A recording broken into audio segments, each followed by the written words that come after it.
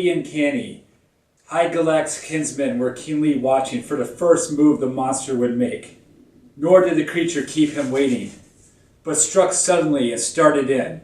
He grabbed and mauled a man on his bench, bit into his bone lappings, bolted down his blood, and gorged on him in lumps, leaving the body utterly lifeless, eaten up hand and foot.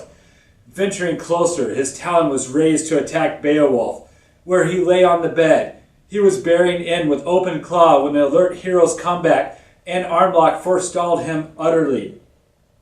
The captain of evil discovered himself in a hand grip harder than anything he had ever encountered in any man on the face of the earth. Every bone in his body quailed and recoiled, but he could not escape.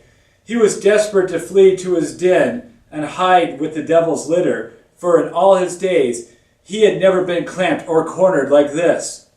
Then Hygelac's trusty retainer recalled his bedtime speech, sprang to his feet and got a firm hold. Fingers were bursting, the monsters backtracking, the man overpowering. The dread of the land was desperate to escape, to take a roundabout road and flee to his lair in the fens. The latching power in his fingers weakened. It was the worst trip the terror-monger had taken to Heorot, and now the timbers trembled and sang, a hall session that heralded every Dane. Inside the stockade, stumbling in fury, the two contenders crashed through the building. The hall clattered and hammered, but somehow survived the onslaught and kept standing. It was handsomely structured, a sturdy frame braced with the best of blacksmith's work inside and out. The story goes that as the pair struggled, mead benches were smashed and sprung off the floor, gold fittings and all. Before then, no shielding elder would believe there was any power or person upon earth capable of wrecking their horn-rigged hall, unless the burning embrace of a fire engulfed it in flame. Then an extraordinary wail arose, and bewildering fear came over the Danes. Everyone felt it. Who heard the cry as it echoed off the wall? A god-cursed scream and strain of catastrophe, the howl of the loser, the lament of the hell serf, keening his wound. He was overwhelmed, manacled tight by the man who of all men was foremost and strongest in the days of this life. One of the epic poems of Old English was Beowulf, a story that did not take place in England, but is passed down from the Anglo-Saxon story that goes back to Denmark and Sweden and Norway, which puts me in the mood to play a game. One of the games that comes to mind to play after reading Beowulf might be a new one that's out, Champions of Midgard. Why Champions of Midgard? Because while this is a Viking game, it takes place in the area of the story of Beowulf, and also you get to fight mythical creatures, like in the story.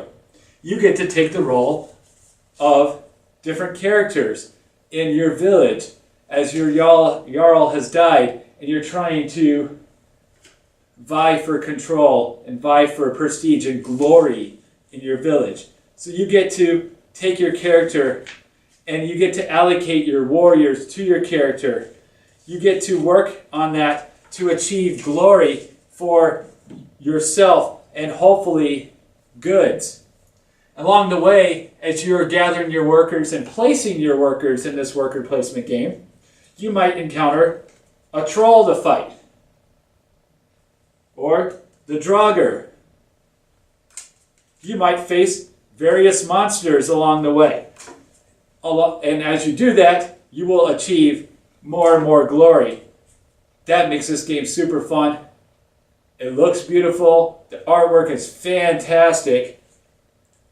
The story comes out, especially having a background in some of the literature. Even though Beowulf is an Old English story, it's about this area of the world. So it's really good to get this out there, to learn, to hear, and to study, and play a game. Thank you for watching another edition of the Board Game Classroom. Have a great time gaming.